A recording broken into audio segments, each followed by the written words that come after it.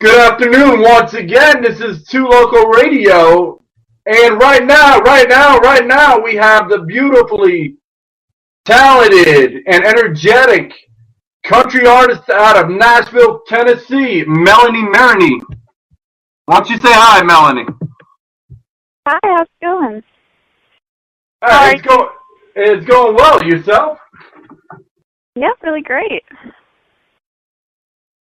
So, before we even kick off this interview, how's life in Nashville from PA? Oh, it's awesome. I love Nashville. There's always something to do here, and it's pretty much every day of the week. So even if it's like a Tuesday, there's always something going on, especially music-wise. So it's a lot of fun.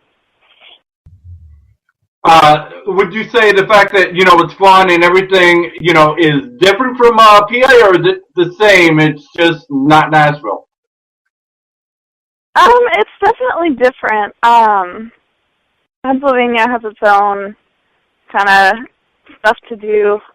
Mostly, South Side and bars and sports, of course. But Nashville's great because it really has the music scene that Pittsburgh kind of lacks.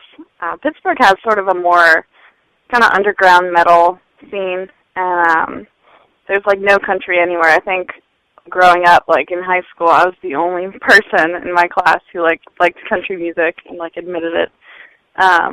But yeah, Nashville, it's got country. It's got other things too, but it's really great because there's so many people here, like even just standing in the line at the grocery store, who are doing music. Exactly, and I really can't picture you screaming. You can't picture me what? I said I can't picture you screaming. Oh, I don't know. I was working on that growl for a while. I dated a heavy metal drummer in high school, but I can't say that I'm good for that music. All right, and JP Zammit wanted to say hi. Hi, JP. Melanie said hi, JP. And he's currently listening right now, along with a bunch of other people. All right, so when did you originally, get into, wanting to be a country artist? In third grade, I went to my first concert. It was Shania Twain, and I saw her back in Pittsburgh, and it was pouring down rain, and I just remember sitting on my dad's shoulders, back in the lawn seats. And I just remember looking at her and thinking that she had the coolest job in the world and that I would love to do something like that. So basically when I got home, I begged my mom to sign me up for voice lessons. And, she did. I started singing with my choir director at church, just doing weekly voice lessons. And I did those through ninth grade and just kind of picked up guitar along the way and started writing kind of more country type of songs, but I've always wanted to sing and songwrite as long as I can remember. Okay, and what made you want to get into music in general? You said that you were doing choir and everything, and why country out of all music?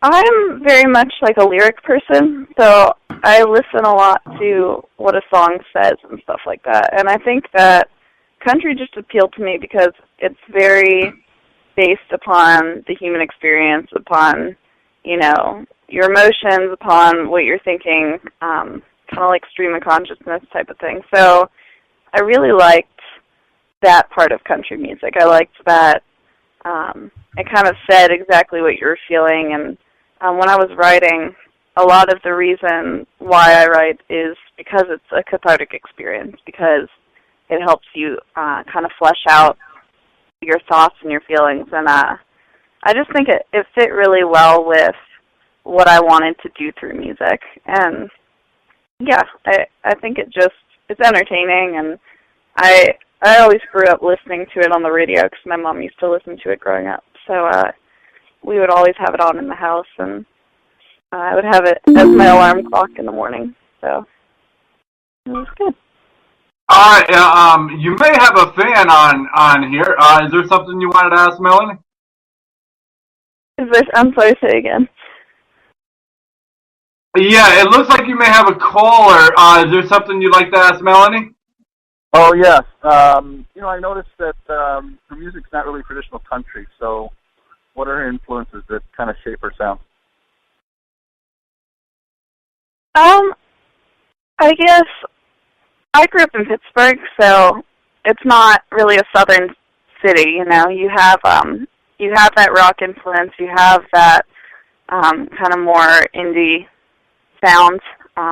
So I grew up with a lot of that too, as well as country. I did listen to country music, but it was also, I guess I pull from all the things that I listen to, and that's pop and that's rock. My dad introduced me to like classic rock, and like I love Fleetwood Mac, Tom Petty, people like that. But yeah, I guess it's just a combination of those. I don't want to be, as an artist, untrue to where I come from, so I don't sing a whole lot about like growing up on a farm, because I didn't grow up on a farm. I grew up in the suburbs of Pittsburgh.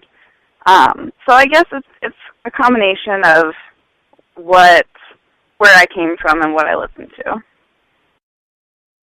Thank you. Thank you. All right. So, what is your favorite song and why? What is my favorite song? Correct. What is your favorite song and why? You mean that I've written or somebody else's? I apologize. That you've done yourself. I've done myself. Okay. I guess, well, I just want to say, and I'm sure a lot of songwriters agree with this, my favorite song is usually always the last one that I've written, just because after a while, you know, you write something, and as soon as you get a new idea, it's like, you get sick of your stuff after like a week.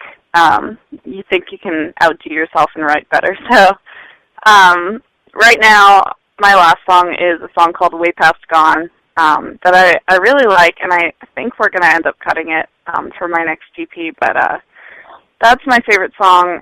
As far as most meaningful goes, the most meaningful song that I've ever written has been one that I wrote for my old producer, and he and his wife were expecting, and they ended up tragically losing their child. And your life. Probably my parents. They're very supportive.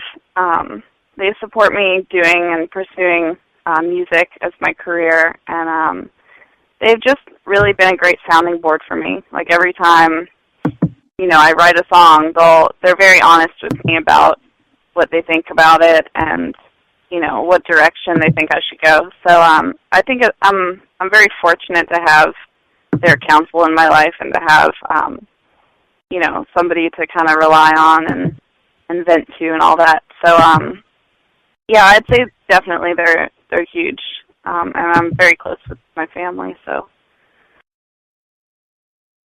All right, so who out there, if you had a chance to perform with anybody out there, you know, on the country scene, who would you like to perform with? Oh, I would love to perform with Shania Twain. She's my favorite. But I would also, if I got the chance, I think it'd be really cool to perform with Stevie Nicks from Fleetwood Mac. She's just she's so out there and awesome. That would be such an honor. All right. Do you feel, you know, being a woman, it's harder, you know, to get people to take you seriously, or no, because it's country? You know what? Country lately has had kind of a guy swing. So I think out of the top like 20 right now, there's only like 3 females up there, and the rest are guys. And I think that you know, it probably fluctuates back and forth. I think right now it's harder for women in country music, at least, to kind of break out and get noticed and kind of get any sort of momentum.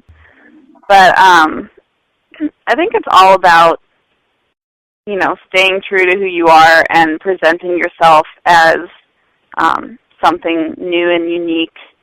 And, you know, I think that if I do that, when I write, I I don't write for anybody. You know, I write what I think is best, and then, you know, I know down the road it's going to line up. I don't write to trends, I guess.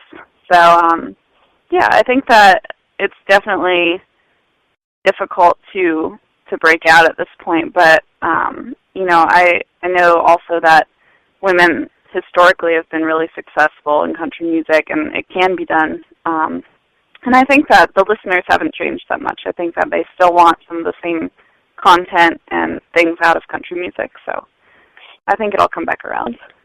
Yeah, and it seems like you have a leg up on, you know, competition out there, getting to work with, you know, a Grammy Award winner producer.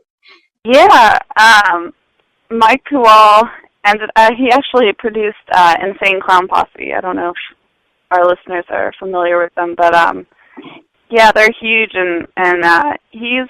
I think it's fortunate that he's not a country producer, because it gives the music a little bit more of a dynamic than maybe it would have if I just went with a straight up country guy. So yeah, he and Phil, they worked really hard on my first EP, and I think it sounds really cool, and, you know, they brought something else to the table.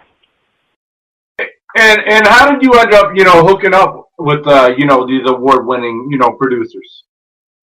Yeah, actually, Phil, one of them, Phil Riccardi, is from the Pittsburgh area, so we had a mutual friend of a friend who ended up kind of making the introduction, and Phil had been working with Mike as well, and so when I kind of went in there, I actually started an internship with them, and that's kind of where it all originated. I got to know them, and then they expressed interest in, you know, helping along my music career, maybe giving me some direction. So that's ultimately how we ended up collaborating. But I think it's very much so who you know, and those important personal connections, you know. I totally understand that. That's kind of crazy, though. Inside Clown Posse from country, that's a little ways off. Oh, yeah. Absolutely. All right, so where do you get your inspirations to write your songs from? I love storytelling, so some things will be things that I've heard from my friends, or you know, situations that I've read about, you know, either newspapers or online. But a lot of it is personal. A lot of it comes from my own experiences, and even if it's not completely true, at least it's inspired by that true situation. So I think a lot of my songs are about love and relationships, and growing up, and kind of finding your feet. Yeah, so I think that it's a combination, but I like to co-write as well. So I like to bring in other perspectives, and it's kind of nice to have a co-writer in there, because you get to see who, you know, you get to have a sounding board, and they'll bounce stuff off you and vice versa, and you end up coming up with something really cool, and it's kind of both your experiences. It's not just one individual person. So I've been doing a lot of writing with other people while I've been here, and it's been really good so far. So basically, you know, no regrets, and you're glad that you moved out to Nashville. Oh, yeah, I'm so happy here. It's a great city.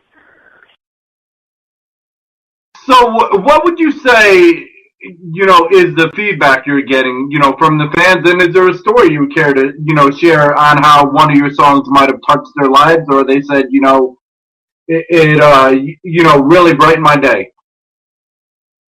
Yeah, a lot of the feedback that I've gotten has been extremely positive and encouraging. I ended up, I mean, it's just like every day, occasionally, you know, you'll look at your YouTube stats, or you'll look at, you know, your online social media, and you'll just get people from all over the world who have somehow found your page and are listening to your music. So I think that's really cool about the internet. It's that, you know, people that you would